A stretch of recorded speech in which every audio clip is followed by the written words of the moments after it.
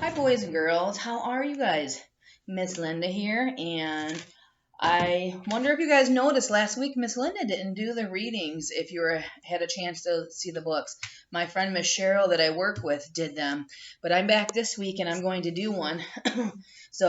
But before we can read, there's something that we have to do every week. Do you guys remember? Come over to the computer and do the song with me. Get ready. Get your two fingers. Eyes are watching, ears are listening, our voices are quiet, our bodies calm. This is how we listen, this is how we listen at book time, at book time. So, guess what? Miss Linda has a brand new story that we haven't read yet, and this is one of my favorites. I wonder if anybody's ever heard this one before. Whoops, let me move this back so you can see everything. So let's look at, this is the cover. The front is called the cover, and that tells us what the book is called and what it's about. So when we look at the cover, remember we use the pictures for a clue, and what do you guys see? Oh yeah, there's a raccoon, a big raccoon, and a baby raccoon.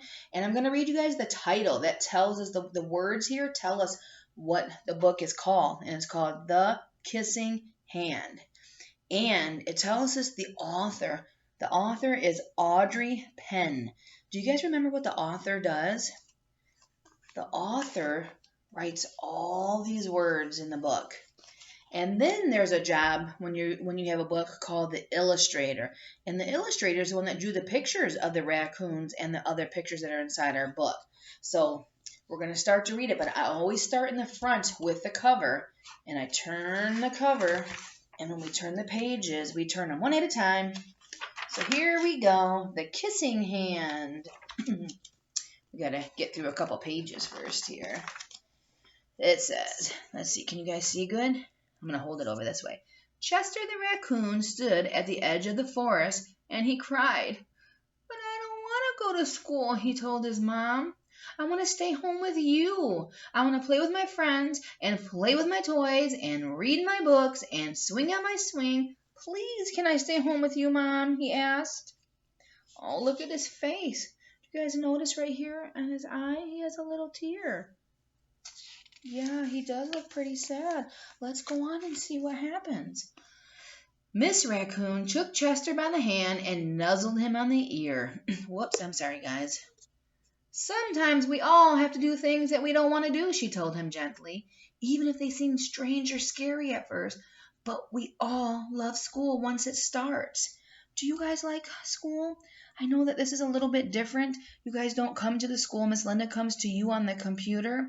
But I love coming to see you guys and talk with you guys and work with you guys. And I hope you're having fun too. Let's see what happens with Chester's school. You'll make new friends and play with new toys, read new books, and swing on new swings, she added. I know a wonderful secret that will make your nights at school seem as warm and cozy as your days at home. Did you guys notice that? I said that he goes to school at night and he's at home during the day. That's a little bit different because raccoons are nocturnal. Can you guys say that? Nocturnal. That means that they sleep all day long and they're up at night. So when he's up, he goes to school then. That's a little bit silly. Do we do that? I don't. Miss Linda sleeps at night. We'll talk about that when we meet and see what you guys think about that. Chester wiped away his tears and he looked a little interested. A secret? What kind of secret? Oh, it's a very old secret, said Miss Raccoon. I learned it from my mother, and she learned it from her mother. It's called the kissing hand. What's the kissing hand? Chester asked. I wonder, too, what the kissing hand is. Look, he's interested, and he wants to know. Let's see what happens. Look over here. I'll show you, Miss Raccoon said, as she took Chester's hand, his left hand, and she spread open his tiny fingers into a fan. So she spread them open. Leaning forward, she kissed him right in the middle of his palm. Mwah. That's a different word. Palm. Can you guys say that? Palm is right here. It's the inside of your hand. So she kissed right there on his palm. Can you guys kiss your palm? Mwah. That's what Chester's mom did. Chester felt his mom's kiss rush from his hand, up his arm, and right to his heart. Even his silky black mask tingled with a special warmth. See, look at all the love that he feels that came out of that kiss.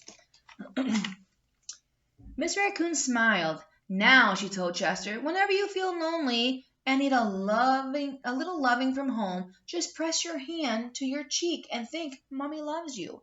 So she took that hand where she kissed him in the palm, and he could put it to his cheek, and it was like his mama giving him a kiss.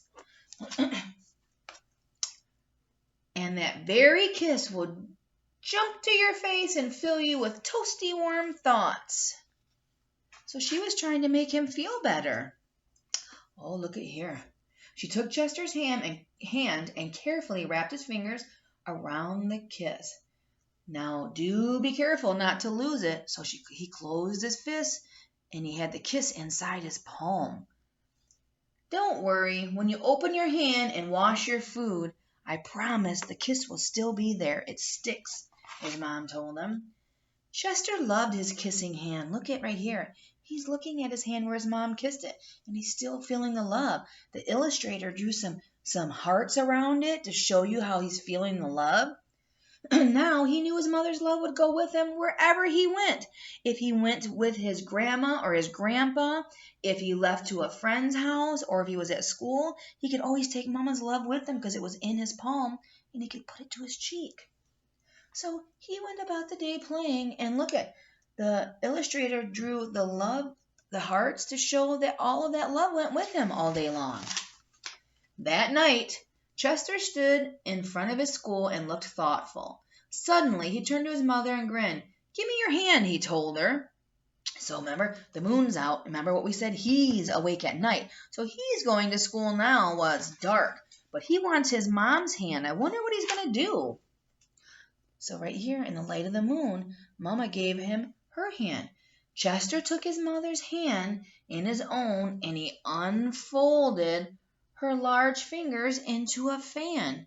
So it's open like that, like a fan. Next, he leaned forward and he kissed her right in the center of her hand, just like she had did for him. He looked at her and he said, guess what, Mom? Now you have a kissing hand too, he told her. And with a gentle goodbye and I love you, he turned and he danced away. Was he still feeling scared? It doesn't look like it because look, here's all his friends and they're headed to school.